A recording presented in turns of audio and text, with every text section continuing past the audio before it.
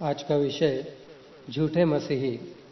मसीही शब्द यूनानी ग्रीक वर्ड क्रिस्टोस से आया है और हिब्रू में मसीहियाह ऐसा कहते हैं।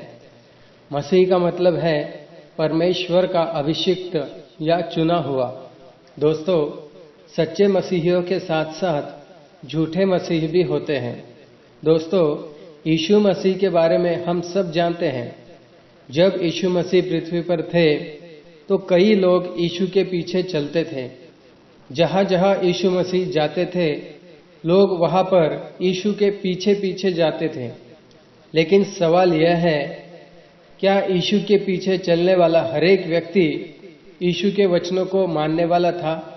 क्या यीशु के पीछे चलने वाला हर एक व्यक्ति यीशु को परमेश्वर मानता था? क्या यीशु के पीछे चलने वाला हर एक व्यक्ति परमेश्वर के वचन को सुनने के लिए यीशु के पीछे पीछे जाता था? यूहन्ना के 6वें अध्याय में यीशु गलील की झील के पार गया और एक बड़ी भीड़ यीशु के पीछे चल रही थी, क्योंकि यीशु के आश्चर्य कर्मों को देखकर सब यीशु से प्रभावित होते थे। यीशु को उस भीड़ पर तरस आया क्योंकि वे भूखे थे। तब यीशु ने चेलों को परखने के लिए कहा कि इन लोगों के लिए कहां से रोटी मोल लाए। तब यीशु का चेला फिलिपुस ने यीशु से कहा, 200 दिनार की रोटी भी उन सब के लिए पूरी ना होगी कि उन सब को थोड़ी थोड़ी दी जाए। दिनार का मतलब चलन, करेंसी होता है। तब वहां एक लड़के के पास 5 जौ की रोटी और 2 मछलियां थी। तब यीशु ने सब लोगों को बैठा दिया और लिखा है, उन लोगों में 5000 पुरुष ही थे। तब यीशु ने रोटी लेकर धन्यवाद किया और लोगों में बांट दिया। और जब वो सब लोग खाकर तृप्त हो गए तब बचे हुए टुकड़ों की 12 टोकरियां भरी। अब यह सारे चमत्कार जो यीशु करते थे, इन सारे चमत्कारों के कारण लोग यीशु के पीछे चलते थे। आगे 6वें अध्याय के वचन 23 और 24 में, तब अन्य नावें तिबिरियास से उस जगह के निकट आई जहां उन्होंने प्रभु के धन्यवाद करने के बाद रोटी खाई थी। वचन 24 में, इसलिए जब भीड़ ने देखा कि यहाँ न यीशु है और न उसके चेले, तो वे भी नावों पर चढ़ के यीशु को ढूंढते हुए कफरनहूम पहुंचे। आगे वचन 25 में, झील के पार जब वे उससे मिले तो कहा, हे रब्बी, रब्बी मतलब गुरु। उन्होंने कहा, हे रब्बी, तू यहाँ कब आया? यीशु ने उन्हें उत्तर दिया, मैं तुमसे सच सच कहता हूं। देखिए, यीशु को जब भी कोई महत्वपूर्ण बात कहनी होती थी तब यीशु ऐसा कहते थे कि मैं तुमसे सच सच कहता हूं। आगे यीशु ने कहा, तुम मुझे इसलिए नहीं ढूंढते हो कि तुमने आश्चर्य कर्म देखे, परंतु इसलिए ढूंढते हो कि तुम रोटियां खाकर तृप्त हुए।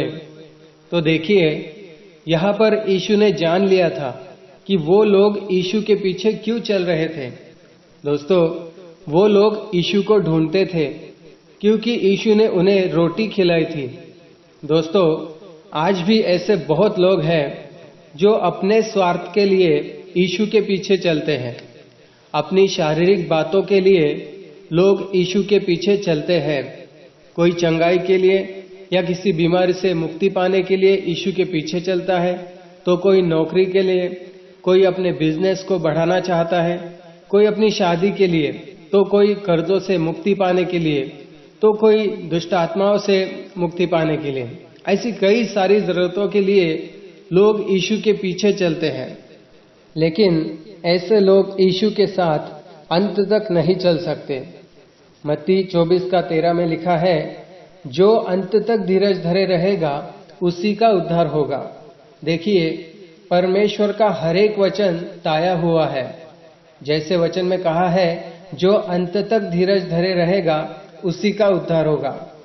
ऐसे कई सारे लोग होते हैं, जब उनको जो चाहिए मिल जाता है तब वो लोग यीशु को छोड़कर चले जाते हैं। अगर कोई सच्चे मन से यीशु के पीछे चलता है तो वचन कहता है परमेश्वर आपकी जरूरतें जानता है। मत्ती 6:32 और 33 लिखा है, क्योंकि अन्य जातीय इन सब वस्तुओं की खोज में रहते हैं, परंतु तुम्हारा स्वर्गीय पिता जानता है कि तुम्हें इन सब वस्तुओं की आवश्यकता है। इसलिए पहले तुम परमेश्वर के राज्य और उसके धर्म की खोज करो तो ये वस्तुएं भी तुम्हें मिल जाएगी। अब देखिए, हम जब परमेश्वर पर विश्वास करते हैं तो हमें परमेश्वर के हर एक वचन पर भी विश्वास करना चाहिए, तब हम सच्चे मसीह बन सकते हैं। देखिए, यीशु जब भी किसी को चंगाई देते थे तो कहते थे कि पाप से दूर रहना।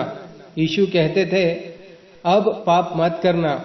बाइबल में यूहन्ना की पुस्तक के 5वें अध्याय में यीशु ने एक 38 साल के रोगी को चंगा किया, जो 38 साल से बीमारी में पड़ा हुआ था। यीशु ने उसे चंगा किया, और जब वो यीशु को फिर मंदिर में मिला तब यीशु ने उससे कहा, देख तू चंगा हो गया है, फिर से पाप मत करना। आगे यीशु ने कहा, ऐसा ना हो कि इससे कोई भारी विपत्ति तुझ पर आ पड़े। अब यह वचन किसके लिए है? उस हरेक मनुष्य के लिए जो झूठा मसीह है। क्योंकि अगर कोई मनुष्य किसी बीमारी के कारण या किसी समस्या के कारण या फिर किसी को दुष्ट आत्मा सताती है, ऐसे बहुत सारे कारणों से लोग यीशु के पास आते हैं, लेकिन जैसे ही उन्हें उनकी समस्या से या बीमारियों से या फिर दुष्ट शक्ति से छुटकारा मिल जाता है तो वो लोग यीशु को छोड़कर चले जाते हैं। ये लोग झूठे मसीही होते हैं। दोस्तों, कई लोगों को तो खुद को मसीही कहने में भी शर्म आती है। कई बार लोग इस बात को छुपाकर रखते हैं कि वो मसीह है, और बहुत बार तो लोग वचन का गलत अर्थ निकालकर पाप करते हैं। एक झूठा मसीही खुद की बढ़ाई चाहता है, खुद को ऊंचा उठाना चाहता है, जबकि वचन कहता है, मत्ती अध्याय 23 का वचन 11 और 12 में लिखा है, जो तुम में बड़ा हो वह तुम्हारा सेवक बने। आगे लिखा है, जो कोई अपने आप को बड़ा बनाएगा वह छोटा किया जाएगा। तो दोस्तों, एक सच्चा मसीही लीन और नम्रता से रहता है। वो किसी प्रकार का अहंकार नहीं करता, क्योंकि हम परमेश्वर का कोई भी काम करने के योग्य नहीं है, बल्कि परमेश्वर का आत्मा, पवित्र आत्मा हम में होकर कार्य करता है। जैसे 1 कुरिन्थियों 3:16 में लिखा है, क्या तुम नहीं जानते कि परमेश्वर का आत्मा तुम में वास करता है? तो अगर कोई कहता है कि वो लोगों को चंगा करता है, अगर कोई कहे कि वो लोगों को दुष्ट आत्माओं से छुड़ाता है, और वो व्यक्ति परमेश्वर को महिमा नहीं देता बल्कि खुद को बड़ा समझता है, तो वो झूठा मसीह है। देखिए, बहुत बार हमें देखने में आता है कि कोई अपने आप को पास्टर कहता है, लेकिन उसके जीवन में पाप होता है। वो खुद वचन पर नहीं चलता, लोगों को वचन के द्वारा झूठी शिक्षा देता रहता है। जो बातें वो लोगों को सिखाता है वो बात बाइबल के अनुसार नहीं होती। कई सारी सांसारिक बातें उसके प्रचार में होती है और उसके जीवन में भी। 1 कुरिन्थियों अध्याय 12 में पवित्र आत्मा के वरदानों के बारे में बताया गया है, जिसमें आत्माओं को परखने के वरदान के बारे में लिखा है। तो हमें परखने की आत्मा दी गई है ताकि हम ऐसे झूठे भविष्यद्वक्ताओं को परख सकें। लेकिन कैसे परखें?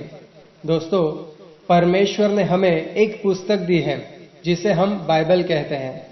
बाइबल ही हमारे परखने का साधन है, जो हमें बताएगा कि कौन सच्चा मसीह है और कौन झूठा मसीह है। इसलिए दोस्तों, वचन का अध्ययन जरूरी है ताकि कोई हमें ना भरमाए और हम शैतान की चालों में ना फंसे, क्योंकि जो झूठी भविष्यवाणी करता है वो शैतान की ओर से है। जैसे यूहन्ना की पुस्तक अध्याय 8 और वचन 44, जॉन 8:44 लिखा है, तुम अपने पिता शैतान से हो और अपने पिता की लालसाओं को पूरा करना चाहते हो। वह तो आरंभ से हत्यारा है और सत्य पर स्थिर ना रहा, क्योंकि सत्य उसमें है ही नहीं। वह झूठ बोलता तो अपने स्वभाव ही से बोलता है, क्योंकि वह झूठा है वरन झूठ का पिता है। दोस्तों, इस वचन के अनुसार अगर कोई झूठी भविष्यवाणी करता है और अपने फायदे के लिए वचन का झूठा प्रचार करता है, तो वो शैतान की ओर से है और वो झूठा मसीही है। दोस्तों, एक सच्चा मसीही हमेशा परमेश्वर के भय में जीवन जीता है।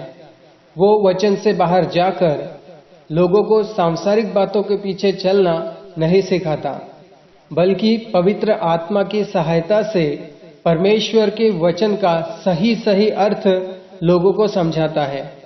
वो अपनी ओर से कुछ नहीं कहता। दोस्तों, झूठे मसीहों के बारे में वचन कहता है कि वो परमेश्वर के चुने हुए लोगों को भी भरमा देंगे। मत्ती अध्याय 24 और वचन 24 में लिखा है, क्योंकि झूठे मसीह और झूठे भविष्यद्वक्ता उठ खड़े होंगे और बड़े चिन्ह और अद्भुत काम दिखाएंगे कि यदि हो सके तो चुने हुए को भी भरमा दे।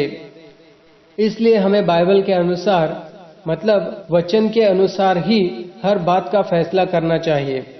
झूठे मसीहों को परखना है ताकि शैतान हमें धोखा ना दे सके।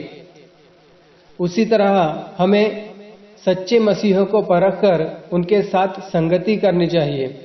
अगर कोई व्यक्ति चर्च में जाता है, वचन सुनता है, तो क्या इससे पता चलता है कि वो सच्चा मसीह है? नहीं। देखिए, चर्च जाने से, वचन सुनने से या बपतिस्मा लेने से कोई सच्चा मसीह नहीं बन जाता। अगर उस व्यक्ति का जीवन वचन के अनुसार है, जो व्यक्ति परमेश्वर का भय मानकर चलता है और जो अंत तक परमेश्वर के साथ चलता है, वही सच्चा मसीही हो सकता है। वचन कहता है मत्ती 7:13 में, सकेत फाटक से प्रवेश करो, क्योंकि चौड़ा है वह फाटक और सरल है वह मार्ग जो विनाश को पहुंचाता है, और बहुत से हैं जो उससे प्रवेश करते हैं। वचन कहता है, क्योंकि सकेत है वह फाटक और कठिन है वह मार्ग जो जीवन को पहुंचता है, और आगे लिखा है कि थोड़े हैं जो उसे पाते हैं। देखिए, अगर किसी मसीही व्यक्ति को कोई समस्या आ जाए तो उसे प्रार्थना करनी चाहिए, परमेश्वर से सारी बातें कहनी चाहिए और वचन का सहारा लेकर उस समस्या का हल ढूंढना चाहिए और परमेश्वर पर निर्भर रहना चाहिए। लेकिन बहुत बार लोग उस मार्ग को चुनते हैं जिस पर आसानी से चल सकते हैं और विनाश की ओर जाते हैं। लेकिन वचन कहता है कि सकरे मार्ग से जाओ, थोड़ी परेशानी हो सकती है, वो मार्ग थोड़ा कठिन लगेगा, लेकिन अंत में वो मार्ग आपको जीवन तक पहुंचाएगा। देखिए, आज हर कोई झूठे भविष्यद्वक्ताओं के बारे में बातें करता है, लेकिन क्या ऐसा बोलने वाला हर कोई व्यक्ति सच्चा है? देखिए, अगर किसी चीज को आप खरीदने जाते हो तो आप देखते हो कि वो चीज ठीक है या नहीं, कहीं वो डुप्लीकेट, नकली तो नहीं है। लेकिन जरा सोचिए, आपको कैसे पता चलेगा कि कोई चीज असली है या नकली? जब आपको असली चीज के बारे में पता होगा, तभी आप जान सकोगे कि वो चीज असली है या नकली। नकली को पहचानने के लिए आपको असली चीज पता होना चाहिए, तब आप जान सकोगे, परख सकोगे। उसी तरह आपको झूठे मसीहियों को पहचानने के लिए सच पता होना चाहिए, मतलब आपको सत्य पता होना चाहिए। और सत्य क्या है? परमेश्वर का वचन सत्य है। यूहन्ना 14:6 में यीशु ने कहा, मार्ग, सत्य और जीवन मैं ही हूं। तो अगर आप सत्य को जानोगे तो झूठे मसीहों को भी पहचान सकोगे।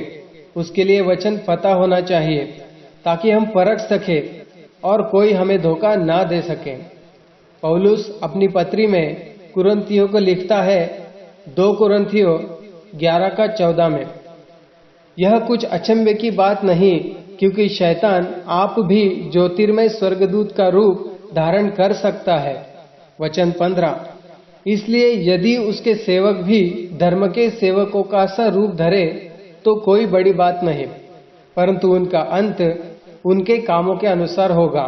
दोस्तों, मतलब शैतान अगर स्वर्गदूत का रूप धारण कर सकता है तो वो एक सेवक के रूप में भी आपके सामने आ सकता है, जैसे हमने वचन से सीखा। इसलिए जितना हो सके प्रयत्न करो कि ऐसे झूठे सेवकों से दूर रहे, झूठे मसीहियों से बचे रहे, उन्हें परखे, उनके कामों के द्वारा, उनके स्वभाव के द्वारा, उनके चाल चलन के द्वारा उन्हें परखिए, ताकि उनके साथ नाश ना हो जाए। दोस्तों, हम आखिरी दिनों में जी रहे हैं और अब समय है कि हम अपने अंदर की बुराई को दूर करें और वचन के द्वारा शुद्ध होकर एक सच्चे मसीही का जीवन जिए और अंत तक धीरज धरे रहे, ताकि अनंत काल तक जी सके। आमीन।